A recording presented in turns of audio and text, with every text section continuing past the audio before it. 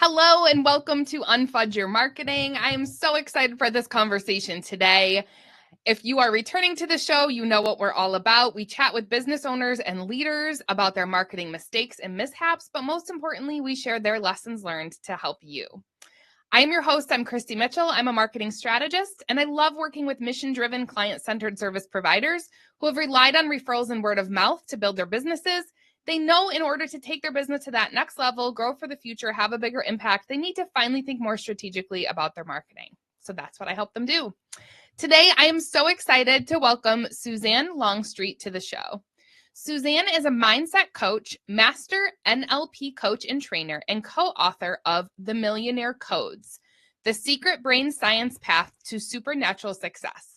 She clears the hidden patterns, limiting beliefs, and visibility blocks that keep female entrepreneurs from fully believing in themselves and claiming their worth. Through her powerful Quantum You activation process, Suzanne guides women to be their true millionaire identity, do the work of connecting to their power and igniting their potential, and have the income, impact, and sacred abundance they desire and deserve. Her mission is to see women charge boldly, pay themselves first abundantly, and use their affluence to expand their influence, create ripples of generosity, and elevate humanity. With over a decade of experience in mindset and identity transformation, Suzanne blends neuroscience, intuition, and high-performance coaching to help women thrive. She believes that when women flourish, the world flourishes, and sacred abundance becomes our new reality. Oh my gosh, I just got goosebumps as I read the end of that. With that, Suzanne, I'm so excited to welcome you to the show. Thank you, Kristi. I'm excited to be here and chat with you. Yes, I'm so excited for this conversation. I always like to give a shout out if there is one to give, and as to how we got introduced. So Andrew Stout gets a shout out today. Oh my gosh, what a mouthful I just did. For introducing us. He thought, we would be a great connection. And just reading your bio, I already know that this is going to be a great conversation today. I feel like I've read a lot of the books and done a lot of the work that you do. So I can't believe our paths haven't crossed yet, but I'm excited for this. I'm happy to be here. And thank you, Andrew. Yes, thank you, Andrew. So when we talked about you coming on the show, you had what I would say is a very heartbreaking story, and I don't want to give it away. So I'm going to kick it over to you in terms of where do you want to start this conversation? The only thing I'll say is that like many of my guests who come on the show, you had hired someone to help you with your marketing and it didn't go well. But I feel like your story especially just hits much deeper given the circumstances that surrounded you hiring somebody. So I'm going to toss it over to you and ask, where do you want to start the conversation? Yeah, happy to share. It was several years ago. I've always been high risk for breast cancer. So I get checked on a regular basis. And it was January and I'd had that conversation with the doctor. They said, we're not liking the look on the mammogram. And I said, okay. So I started to prepare. I'm thinking, okay, well, I'm a solopreneur. I'm a coach. I rely on social media to help me get clients and word of mouth and referrals. And I know myself, I need to keep going and I need to figure out how to keep attracting clients and keep the lights on, keep looking like I'm doing well, even though I'm dealing with what potentially could be life-threatening. So sure enough, it was now early February. I had the diagnosis and I heard the words that nobody wants to hear in the doctor's office. And it's interesting because before I received the diagnosis, I was thinking, well, if this happens, then I'll do this and maybe I'll do this. And I had all of this unknown thoughts and nothing solidified. As soon as the doctor gave me the diagnosis, he said the results have come back. Biopsy shows it is cancer. We're going to set up the next steps. It was so clear. The next steps. I need help. I can't do this on my own. And I had met years before, this lovely woman, and she was kicking it, just doing so well in her business. And then she transitioned out of that and she became a marketing guru. In fact, that was part of her title. It was a guru. And I was like, oh, this will be so helpful. And I liked her. Mm-hmm. And I liked what she had done for somebody else that I had seen, another coach who had a meteoric rise. And I went, she's going to help me. So I trusted her. I signed the contract. She clearly outlined all the things that she was going to do for me. We started to have conversations, multiple conversations, as I was going through the process and trying to figure out, okay, so are they, I had options. Are they going to do a full mastectomy, or are we going to do a lumpectomy, or, all of the, and like life changing challenges. And, and I was thinking, okay, I've got this woman, I'm trusting her to get my business, and not seeing results yet, but she's told me that she's going to do a really great job for me. And she's written it all out on this contract. And we've had multiple conversations. I'm just not seeing results yet. But that's okay. I'm focused over here on serving my clients that I had and figuring out how to talk about this challenge that I was having personally in social media and moving forward. It is now fast forward to not seeing results, hoping, trusting that everything's going well. And I'm in the hospital getting ready for the pre-op. And I get a phone call from her and I'm like, oh, great. She's here to tell me that something's going forward. And she says, okay, so I'm ready to start. You're what now? No. I'm going into surgery on Monday and they're going to do a lumpectomy. And I'm going to be out of commission for at least a week. Well, that was an underestimation. I should have given myself 3 weeks. But anyways, I gave myself 5 days. As we all do that. Right? Yeah. It'll be fine. I can barely sit up, but I can soldier through. I can do this. And she says, oh, well, then you're not ready. We'll talk after you recovered. I was like, I couldn't even get words out, Kristi. I was like, you I can imagine. So now in the surgery happened. Everything was fine. They got the clear margins. I was very, very blessed because we caught it so early. It was only 1 centimeter. So it's very tiny. Everything is fine. And I'm still fine to this day, 7 years later. I'm so glad to hear that. Thank you. And so then she says, okay, so now it's April. And I said, so help me understand. Like, I just want to know, I'm a communications expert. What is it that I didn't communicate to you that, life-threatening surgery, da-da-da. She goes, well, it took me longer to figure out your funnel. Okay. My funnel is meet clients, attract clients, get clients, pay me. This is not difficult. Here, and I was very clear on who my ICA or my ideal client avatar is. I had done all of that work. I was like, what? And she said, well, it took me a long time to figure it out. But what I remember now, like when I looked back, is we were more talking about her relationship with her mom. So I was actually coaching her for free while she was supposed to be doing my marketing. So that's on me because I just want to help people. Mm-hmm. Yeah. So I was thinking she was doing, and then I remember looking at the contract. She says, okay, so now let's redo that again another 6 months. And I said, but you didn't deliver all of the things on the contract that you promised. And that's when she threw out again. Well, I didn't understand your funnel.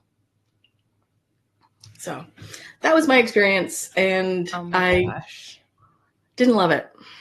Yeah.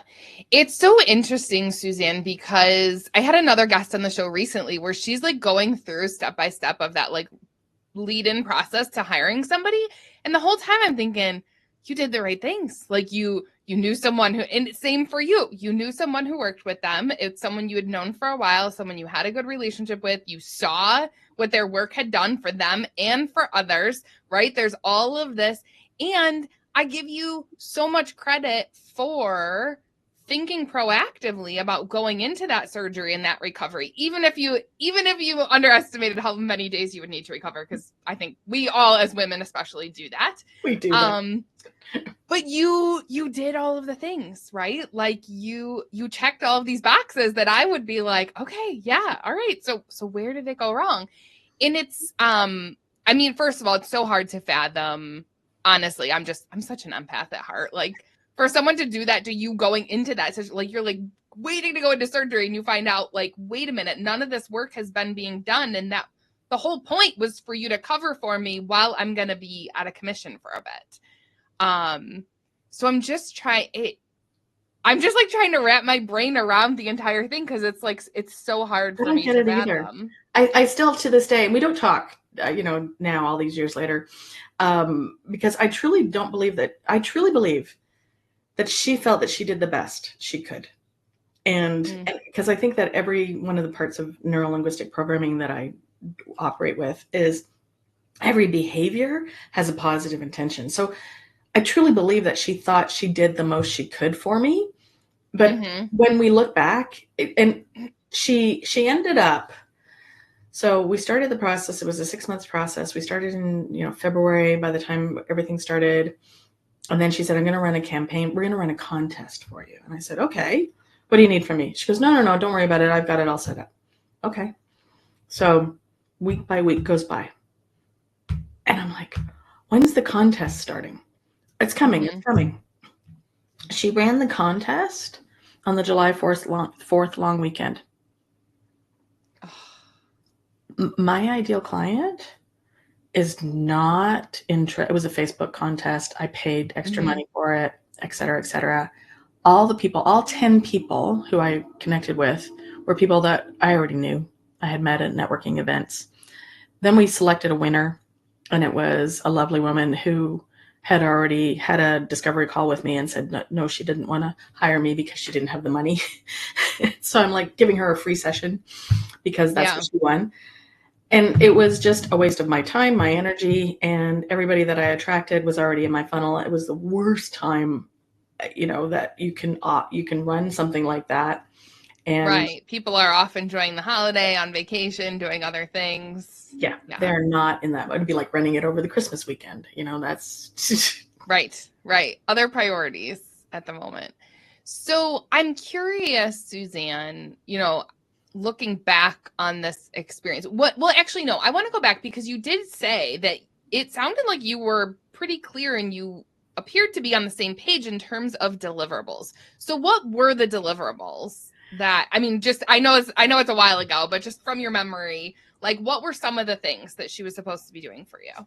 Yeah, she was supposed to be doing this contest. And so I knew that something was she was looking for a campaign. She was looking to help me. She had helped the other coach that she had helped. She was in the room with her. She was attracting leads. She was referring clients. She was developing posts. So I was expecting something like that. And I kind of got right, it's Friday at 5:00 and I told her to be done by 6. I got to get it done. That's what it felt like I was getting. Just sort of like the last minute afterthought. Right. Yeah. Interesting. And so yeah, go ahead. I was going to say, if, to do it again, because I've hired other people since then, and I've been really clear and much with the expectations, who my ideal client is, what the communication that I want. And I don't know, there's something still happening and I'm working on it actively. So I'm going to give you a quick little example. So the other day, my husband and I were preparing salad for dinner. And I said, hey, honey, would you cut those 3 grape tomatoes that are on the cutting board already? Can you just slice them up? I want them in 4 pieces. He goes, sure. I said, I just want them I said, could you cut them into 4? He goes, yeah, sure. And so he takes them and he cuts them into 4 slices. And I went, oh, that's not what I was thinking you were going to do. He goes, well, what did you mean? I said, well, I'd like them cut in quarters, please. He goes, okay. So he then cuts it through the fat part and then through the other part. And he gives me 4. So he gave me what I wanted, not in the way that I wanted it, because he says, well, I said, that's not what I was thinking. And he goes, what do you mean? And I said, well, let me show you. Here's a tomato that I already cut, and I cut it lengthwise twice. So I had 4 slivers of this grape tomato. Yes. And he said, never in my imagination would I cut it like that, Suzanne. It's always I cut it this way or that way. And I went, well, that's interesting, because when I serve you a salad, I always cut it this way. So you've eaten it multiple times this way. So help me understand how I could, I showed you, you ate it this way. I just assumed that we would do it that way. So there is something that happens in the communication process. In my idea, I'm looking for this result. And in their mind, they're like, well, I gave you that. I gave you 4 slices. Yes. Yes. Oh my gosh. First of all, I love that analogy because I could picture the same exact thing happening with me and my husband being like, well, why would you do it that way? That's not what I meant. Like, so I'm laughing on the inside about that. And I think that I love a good analogy. And I think that that hits home, even for me as a marketing provider. I always find that it is a challenge to make sure that as a provider and a client, that we're all on the same page. I think marketing, I mean, anyone who knows me and has listened to me on the show or otherwise, like I always talk about how marketing is complicated and overwhelming and confusing. It just is. And so I think that the nature of the beast is that it's hard to get super clear, even when you think you are being super clear, even when you think you are on the same page, which sounds like the instance that you had with this provider that you had hired. That's true. Yeah, I truly did think, my outcome and her outcome were aligned, and I realized hers were not. Hers were more about the hours that she put in rather than the results. Got it.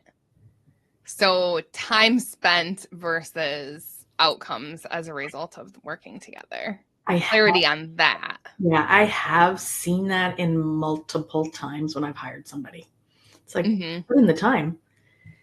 I had a client years ago, like a decade ago. She was a spa owner, and she hired me to help her with some stuff. And we worked together for about 6 months. And during that time, she shared with me that she had spent $90,000 on a PR agency, public relations agency. $90,000. And they sent her spreadsheets of the hours that they spent doing reach out and public relations and all of the things. She saw no results. Yeah. And so to her, that $90,000 that she spent on this service where they promised her the moon, the sky, and the stars, she saw no results because she had no extra clients. Now, something may have tweaked in something, some sort of press release may have got to somebody else who mentioned it to somebody else but they weren't able to actually track back and say, this press release got this many people. This event that you created had this many clients that became clients, and that you've now had this much revenue. And I think that's the hard part about marketing is you can do all the things. How many of us have been posting socially on social media? I do the spray and pray effect, post it and hope it works. And and not getting the results. Yeah. So this is so interesting to me because, again, I always say I do not promise results to clients. I just don't. There are some people in the field of marketing who do. They'll say, pay me this amount, I'll get you 10 leads in a month or next week or whatever the thing is, or 10x your investment, or like those sorts of claims. And I always say to be wary of those things because I think that marketing is it's too fickle. Like there's too many variables. It's too difficult to track to the point that you just said. And so any of those claims, I'm always hesitant to be like, yeah, okay, sign up for that. Right. And so one other thing kind of in this equation that I want to go back to, Suzanne, you were talking about the hours, right? Yeah. And there was like this discrepancy between like, oh, well, I put in the hours and so I fulfilled my obligation, versus you were thinking like, I'm expecting these outcomes, these results from our work together.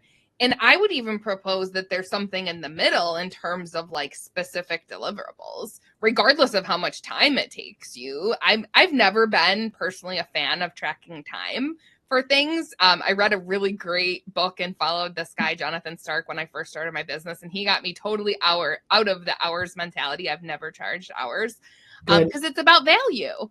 And so hours is one way you could track it. Deliverables is another way you could track it, and outcomes is another way. And so I think that this is a really helpful conversation for listeners to take away is like, what are we measuring, I say quote unquote success by? How are we going to make sure that, me as the business owner, you as the provider are on the same page in terms of what's going to get delivered, and what does success for this relationship look like for us? Yeah. Is it a certain number of hours fulfilled? Probably not. I don't think most people engage in those sorts of contracts. Is it deliverables or is it results? And I think that could provide a very powerful basis for a conversation. Ooh, yeah. That's what I want, is I want results. Like, I promise results when I work with a client. If you want this, I'm going to work with you until you get that. And I put that in writing. So I want results, and I don't care because like the thing is, I am now teaching myself AI. So I have, my husband is enjoying, he's an IT guy. He's a computer programmer. So he's creating our own custom chat GPTs so that we can, so I've trained it with my voice, my marketing, my blah, blah, blah, blah. Yeah. So I can just go into my AI and say, tell me about, a best campaign to market my book. And it will give me ideas. Now, a lot of them are kind of, and this is where you need the human touch. So the AI is great, but then you need the human eye to say, yeah, that's going to work. That's going to work. But then I'm not a professional marketing. Yes, I took marketing in school, and it's part of my business degree, but that was more than a year ago. I'll just say that, not recently, and it was certainly before social media came around, and everybody's inundated with all this information. So I'm not the best person. I'm not as savvy as you are, or another marketing individual who would look at it and go, yes, this, not that. But it gives me a guideline. So I don't need, So anyways, the part that I need to do is get really clear on who I'm serving and what I do. And that's my expertise. And then I need somebody to help me get it out in the world. Translate that. Into the marketing plan. Okay. Well, we'll have to talk offline, but I absolutely love this. I think it's super interesting because, again, a lot of times on the show, I do talk to business owners where it's like, oh, we weren't on the same page.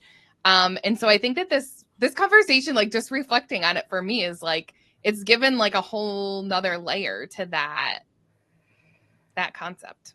One of the things that we talk about in neurolinguistics programming is what's your, I'm going to use a term, evidence criteria for success. And it's something measurable. So, and I use this as an example, although I don't work with people on their weight loss because there's other people who do that much better. But if I was to work with you to coach you to lose weight, what measurement would you use? Well, they often will tell me the number on the scale. Or they'll tell me the size of clothing. They want to get into that particular outfit or dress or something for blah, blah, blah. Or, less pain in their knees or whatever it is. And so we go, okay, now how will we know when the problem is gone? You'll have reached that. So I think that's what I'd like to see when it comes to marketing. I'll know the marketing is effective when I've reached a certain amount of income on a revenue basis, or I have a certain number of, I call them clarity sessions or discovery calls on a monthly basis. I'll have a certain number of people in my pipeline who went, hey, or my list has grown to X size, or like those are evidence criteria that I can go, yes, this was a successful campaign. I've got 42 new people on my list. Yes. This worked. Right. But that's the other thing is like people have unrealistic expectations. They say, well, my list is at 200 now, and I want to grow it to 10,000 by the end of next month. Yes. That's where you get to come in and say, no, we can try. And bigger isn't always better. I talk about that too. Like, do you want a huge list, or do you want subscribers who are very engaged in opening and clicking on your emails and hitting reply? Exactly. Because measuring how we're measuring even that number is, there's a lot of nuance to it. Suzanne, I am so appreciative of this conversation today. I feel like my wheels are turning on content that I could be creating. So this has been awesome. I really appreciate it. As we get ready to wrap up here, I always like to ask, is there any last piece of advice or lesson learned that you want listeners to take away from this conversation? Be really clear in your expectation. And that helps the service provider, I think, the marketer that you're hiring is, this is the goal of mine, is being more and more clear. So like, if I want the tomato cut in 4 pieces and the end was like, honestly, does it matter how he cut it? It's going to taste the same, but it does. It does. But what I am looking for is 4 pieces, and then let go of the expectation of how they do it. I think, as long as we agree that the tomatoes cut in 4 pieces, then how you do it doesn't, because that's what we also, as an entrepreneur, a female entrepreneur specifically, we get caught up in, but they didn't do it my way. Yes. So let go of that. Oh my God, I love that. I love that. Such great advice and powerful words. Thank you so much. Very lastly, how can people learn more about you and the wonderful work that you're doing? Well, there's 2 ways. One is you can buy my book, The Millionaire Codes, which is out right now. This is already a bestseller and came out this year. The Millionaire Codes, you can access it on Amazon, Barnes & Noble, and in Canada as well on, I am in Canada, Barnes & Noble and Indigo, which is our Barnes & Noble across Canada. Oh, okay. Yeah. And and on my website, which I know you'll put below. Book a clarity session with me. It's an hour free conversation with me to have a chat about what might be stopping you and how we can get you on a path to clarity and success. And I love that. Clarity and success, working with you. And we were just talking about clarity, success, and our marketing efforts. So nice. Full circle moment. We wrapped it all up, put a nice little bow on it. I like that. Awesome. Thank you again, Suzanne, so much for coming on the show. Thank you. All right, everybody. Until next time.